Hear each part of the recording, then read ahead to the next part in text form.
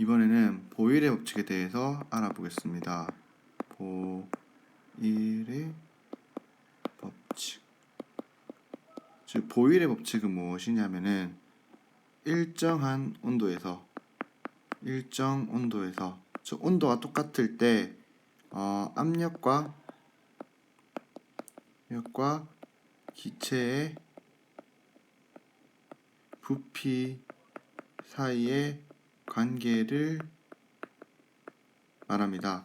네, 일단 요거의 관계를 알기 전에 우리가 먼저 요 압력의 의미에 대해서 알아보겠습니다. 압력은 영어로 프레셔인데요. 프레셔. 이 압력의 의미가 바로 무엇이냐 하면은 단위 면적, 단위 넓이의 수직으로 작용하는 힘입니다. 우리가 압력을 이용한 이유는 수업 시간에도 한번 얘기했지만 어떤 고체 물체 같은 거, 이런 물체 같은 거는 우리가 여기서 힘을 줍니다.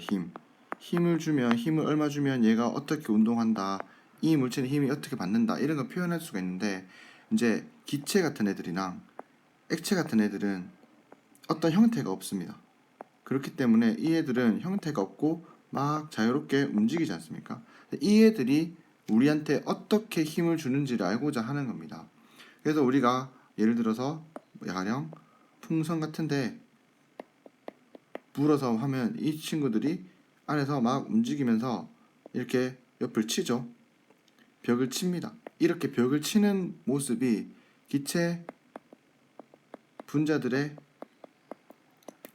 충돌에 의해서 바로 압력이라고 하는 게 표현되고, 이 압력이라고 하는 게 바로 결국 작용하는 힘이 되는 겁니다. 그래서 이런 액체나 기체 같은 것들은 자유롭게 움직이고 형태가 없기 때문에 우리가 어떻게 힘을 얼마 주고 받는지를 표현할 수가 없는데, 이제 이렇게 압력을 이용하면은 그나마 좀 쉽게 알 수 있다는 겁니다. 그래서 이 압력이라고 하는 건 이제 사방에서 작용하는 힘이죠. 기체 분자들은 막 움직이기 때문에 우리가 이렇게 서 있다 하면 이 기체들은 이렇게 사방에서 나한테 힘을 가하고 있게 되는 겁니다. 분자들 마음대로 움직이니까요. 이런 특징이 있습니다. 그래서 이 압력이라고 하는 뜻이 단위 넓이의 수직으로 작용하는 힘이기 때문에 이 압력을 어떻게 계산하느냐, 즉 압력이라고 하는 건 힘을 받는 면의 넓이 분의 수직으로 작용하는 힘을 해주면 되겠습니다. 즉 예를 들어서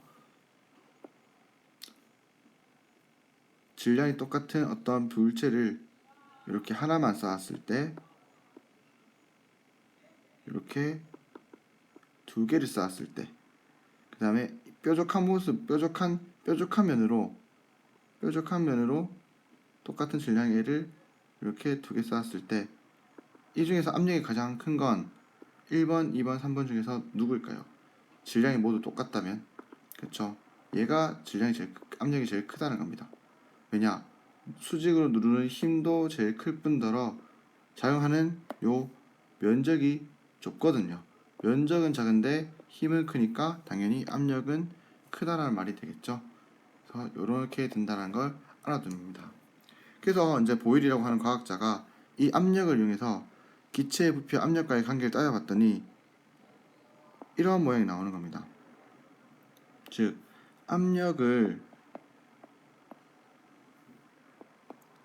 기체 부피와의 관계, 압력을 올렸더니, 압력을 점점점 증가시켰더니 기체 부피는 작아지고, 압력을 점점점 낮췄더니 기체 부피는 커지는 겁니다.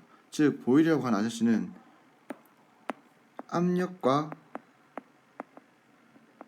부피의 곱이 항상 일정하다는 것을 알게 되었습니다. 그래서 압력이 커지면 당연히 부피는 작아져야 되고, 압력을 줄이면 기체 부피는 증가하는, 즉 반비례 관계에 있다라는 걸 발견했습니다. 그래서 그래프 모양이 어떻게 되냐? 요렇게 됩니다. 즉 압력이 작아지면 부피는 증가하고 오히려 압력을 크게 하면 기체 부피는 작아지게 되는 이런 모양이 나온다는 겁니다. 이런 관계가 있습니다. 즉 일정한 온도에서 압력과 기체의 부피 사이의 관계는 바로 반비례 관계에 있다는 거죠. 반비례 관계에 있고 그래프 모양은 이런 모양이라는 겁니다.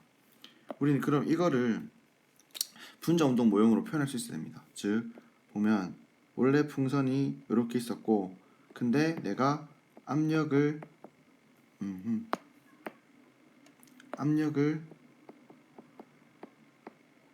낮춰줍니다. 즉 이 기체 주변에 공기가 있었는데 주변에서 이렇게 힘을 가하고 있었는데 이 공기들을 싹 빼주면 압력이 낮아지는 거 아니겠어요? 우리 실험했듯이. 그래서 압력을 낮춰주면 기체의 부피는 이렇게 커질 겁니다. 그렇죠?